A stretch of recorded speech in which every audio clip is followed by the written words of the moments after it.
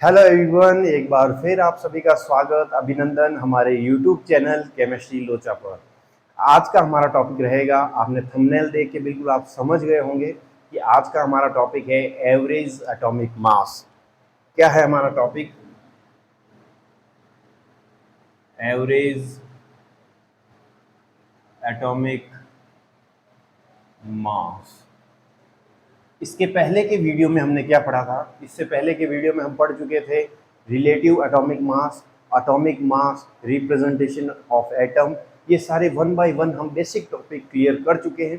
तो आप सभी से एक बार रिक्वेस्ट है कि यदि आपने ये वीडियोस नहीं देखे हैं तो एक बार ज़रूर जाके देखें, और वीडियो अच्छे लगे तो वीडियो को लाइक और चैनल को सब्सक्राइब करें। तो आज का हमारा टॉपिक है एवरेज एटॉमिक मास। किन के लिए निकाला जाता है एवरेज एटॉमिक मास? आइसोटॉपिक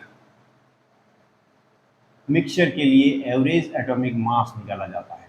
अब आइसोटॉपिक नाम सुनते ही दिमाग में सवाल आता है कि सर आइसोटॉप्स क्या होते हैं? तो आप सभी के लिए बता देता हूं जानकारी के लिए, आइसोटॉप्स क्या होते हैं कि ऐसी स्पीसीज होती है आइसोटॉप्स जिनका जो जेड है, जेड हम क्या पढ़ते आ रहे हैं? Atomic number. क्या पढ़ रहे हैं हम? Atomic number. ये जो होता है वो क्या होता है? सेम होता है। और ए हम क्या पढ़ते हैं? Mass number. और मास नंबर जो है वो क्या होता है? डिफरेंट होता है। अभी एक एग्जांपल लूंगा, उससे आपको आइसोटॉप्स की कहानी बहुत ही बेहतरीन तरीके से समझ में आ जाएगी। अब मैं बात करूं जो जेड है, यानी ऐसी स्पीसीज जिसमें जेड सेम और ए मास नंबर डिफरेंट हो, तो वो स्पीसीज क्या कहलाती है? आइसोटॉप्स कहलाती है। अब बात करते हैं, यदि इसमें से मैं यदि कंक्लूजन निकालूं एक, तो क्या कंक्लूड निकलेगा इसमें से?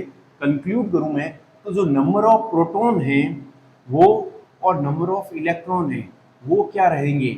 सेम रहेंगे। क्यों रहेंगे सेम? क्योंकि जेड सेम है। और जेड हमने क्या पढ़ा था? जो नंबर ऑफ प्रोटॉन्स या नंबर ऑफ इलेक्ट्रॉन्स होते हैं। और यहाँ पे जो डिफरेंट होगा वो क्या होगा? Number of neutrons. Number of neutrons यहाँ पे कैसे होंगे? डिफरेंट होंगे। यानी ऐसी स्पीसीज जिसमें प्रोटॉन या इलेक्ट्रॉन तो सेम हो लेकिन नंबर ऑफ न्यूट्रॉन्स यदि डिफरेंट हो तो वो स्पीसीज क्या कहलाएगी? आइसोटॉप्स कहलाएगी। यदि मैं एग्जाम्पल की यदि मैं बात करूं तो सबसे पहले मैं ले लेता हूं हाइड्रोजन के एग्जाम्पल। हाइड्रोजन के जो आइसोटॉप्स होते हैं उसके एग्जाम्पल की यदि मैं बात करूं तो हाइड्रोजन के 3 आइसोटॉप्स होते हैं। फर्स्ट वन है हमारे पास प्रोटियम। क्या है हमारे पास? प्रोटियम। सेकेंड वन है हमारे पास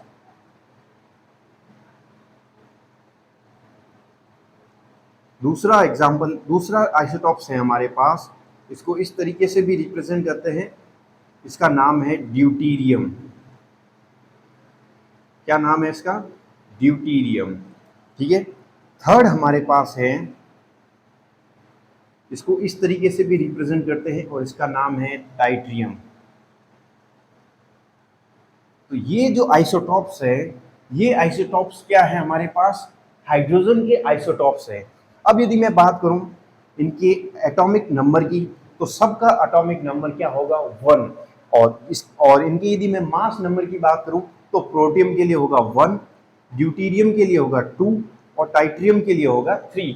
यानी इसका मतलब मैं क्या कहूँगा कि इसमें जो Z है वो सेम है और मास नंबर है वो डिफरेंट है। इसका मतलब ये आपस में क्या हो जाएंगे? आइसोटॉप्स हो जाएंगे। और आइसोटॉप्स होंगे तो यदि इसके मास नंबर को यदि मैं M1 नाम दूं, इसके यदि 2 को यदि मैं M2 नाम दूं और इसको यदि मैं M3 नाम दूं, और जो इसका एग्जिस्टेंस है नेचर में, यानी उसको हम क्या कहेंगे? एबंडेंस जो है इसकी,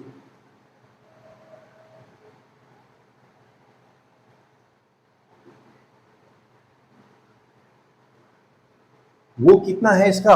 यदि मैं प्रोटियम का x1 मान लूं और ड्यूटीरियम का x2 मान लूं और ट्राइटियम का यदि मैं x3 मान लूं, तो इसका जो एग्जिस्टेंस है वो x1 परसेंटेज है, इसका x2 परसेंटेज है और इसका x3 परसेंटेज है। ठीक है। तो अब यदि मुझे इसका मास निकालना हो तो मैं कैसे निकालूंगा? प्रोटियम का यदि मास निकालूं, एवरेज एटॉमिक मास निकालूंगा, तो मैं कैसे निकालूंगा एवरेज एटॉमिक मास? उसके लिए मैं फॉर्मूला लिख लेता हूं यहाँ पे, एवरेज एटॉमिक मास। कैसे कैलकुलेट करूंगा मैं एवरेज एटॉमिक मास?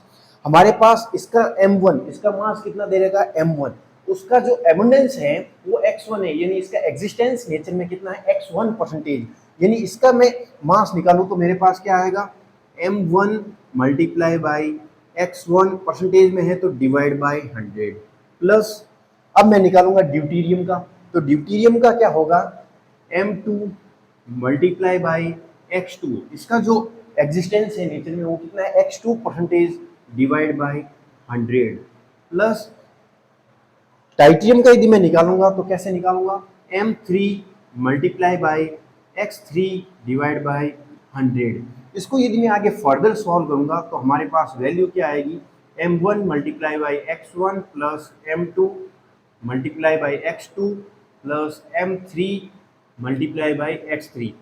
इस 100, ये 100 सब में कॉमन है तो डिवाइड बाई 100। तो हमारे पास फाइनली जो एवरेज एटॉमिक मास का जो फॉर्मूला निकल के आया वो हमारे पास कितना निकल के आया m1 into x1 plus m2 into x2 plus m3 into x3 divide by 100।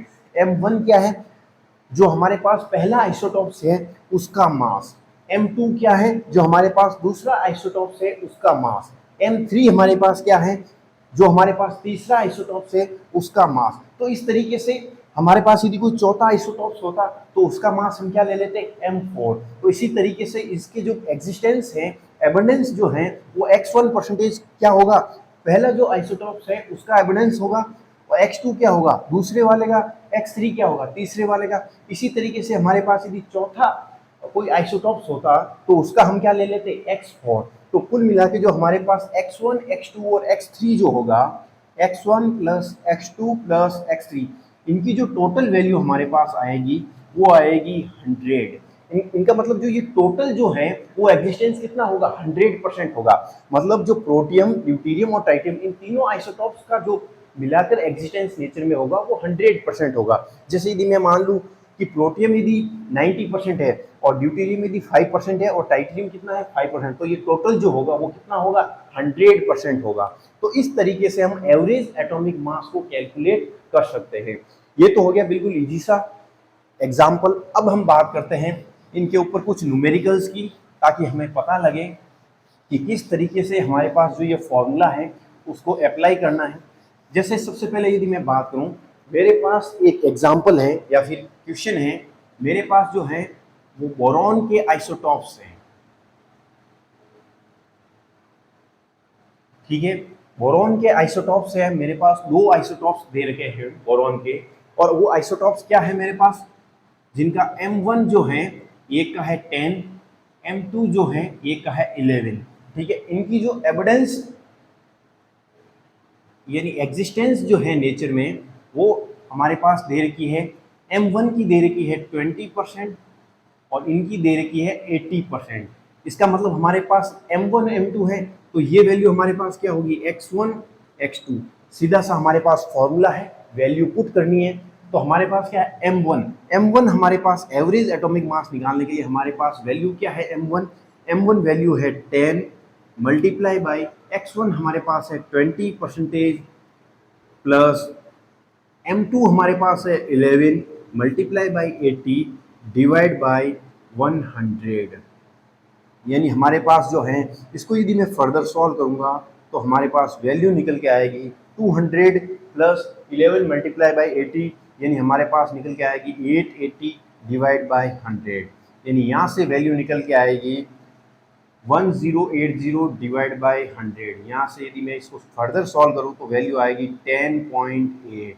यानी जो हमारे पास एवरेज एटॉमिक मास निकल के आया, एवरेज एटॉमिक मास निकल के आया बोरॉन का, वो निकल के क्या आया 10.8। इसका मतलब जो एवरेज एटॉमिक मास है वो फ्रैक्शनल हो सकता है, ठीक है। तो इस तरीके से ही हमारे पास एक न्यूमेरिकल्स था, हमने उसमें फॉर्मूला अप्लाई किया और हमारे पास आंसर निकल के आ गया। मेरे पास कुछ और न्यूमेरिकल्स हैं जो सॉल्व करते हैं तब पता लगेगा हमें कि किस तरीके से और भी टाइप के क्वेश्चन बन सकते हैं। इसमें से मेरे पास न्यूमेरिकल है, मैं न्यूमेरिकल लिख के लेके आया हूँ।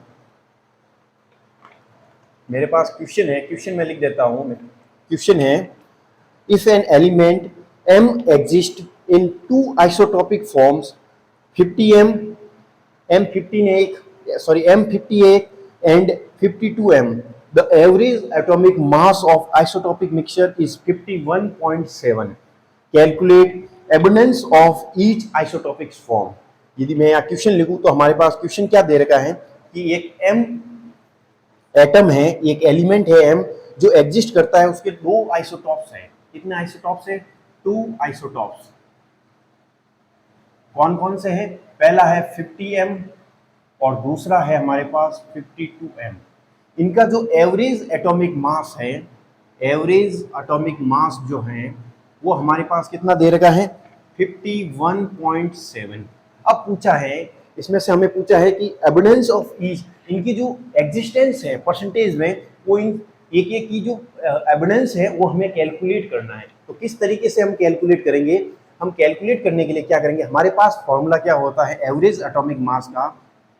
एवरेज एटॉमिक मास का m1 into x1 plus m2 into x2 divide by 100। तो हमारे पास एवरेज एटॉमिक मास कितना दे रहा है? 51.7 इक्वल होगा किसके? m1 हमारे पास क्या है? 50 और m2 हमारे पास क्या है? 52। ये जो वैल्यू है ये हमारे पास है m2, ये वैल्यू है हमारे पास m1। इसका मतलब m1 हमारे पास क्या है? 50 मल्टीप्लाई बाई इसका यदि मैं एग्जिस्टेंस एबंडेंस यदि मैं x1 मान लूं, ठीक है, यदि इसका एबंडेंस यदि x1 है तो इसका क्या होगा? 100 माइनस x1, क्योंकि जो x1 है, x1 प्लस x2 कितना होता है? 100।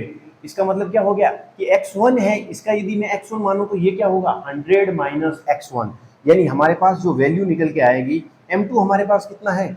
52 मल्टीप्लाई बाय हमारे पास क्या होगा? 100 माइनस x1। इसको यदि डिवाइड बाय 100, यदि इसको मैं आगे सॉल्व करूंगा, 100 को इधर मल्टीप्लाई करूंगा तो मेरे पास वैल्यू आएगी 5170 इक्वल होगा किसके? 51x1 प्लस इसको यदि मैं आगे सॉल्व करूंगा तो क्या आएगा? 52 मल्टीप्लाई बाय 100। इसका मतलब ये वैल्यू आएगी 5200 माइनस 52x1। इसको यदि मैं सॉल्व करूं आगे तो यहाँ से 50x1, यहाँ से 52x1, तो हमारे पास वैल्यू क्या बचेगी? हमारे पास वैल्यू बचेगी -2x1, 5170। यदि इसको मैं आगे सॉल्व करूं तो मेरे पास वैल्यू क्या आएगी? 5170 माइनस 5200 इक्वल होगा -2x1 के। अब यदि इसको मैं सॉल्व करूं तो यहाँ से जो वैल्यू निकल के आएगी वो मेरे पास निकल के आएगी -30 होगी -2x1 के। माइनस से माइनस कैंसिल हो जाएगा और 2 से ये 15 टाइम्स कट होगा, यानी x1 की जो वैल्यू आई हमारे पास वो आई 15%।